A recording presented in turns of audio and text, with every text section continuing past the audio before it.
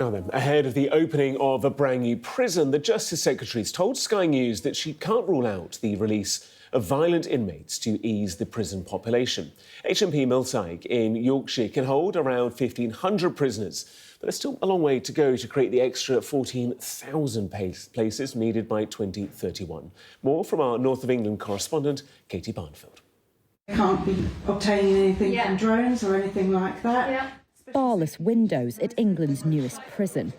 The Justice Secretary was shown high-tech security measures at HMP Millsike, opened as part of a government drive to create 14,000 new prison spaces by 2031.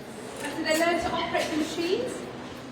But behind the new technology and rehabilitation programmes on offer is a lingering question: whether this 1,500 capacity jail will do anything to ease the pressure on a prison system housing nearly 90,000 and already stretched to the limit.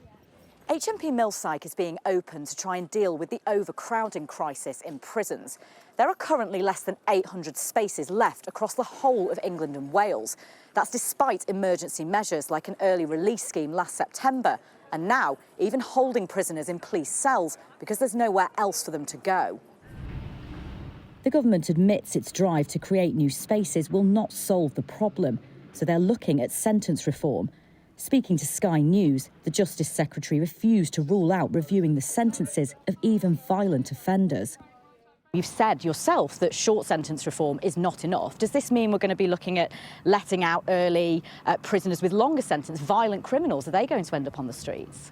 We are filling these places faster than we can create them, so we have to do something differently. We're particularly interested in the experience of Texas, where if you do the right thing in prison, you engage with rehabilitation programs, you get yourself off drugs or drink or whatever it might be, and you play ball and you show that you're trying hard to turn your life around, you can earn your way to an earlier parole hearing.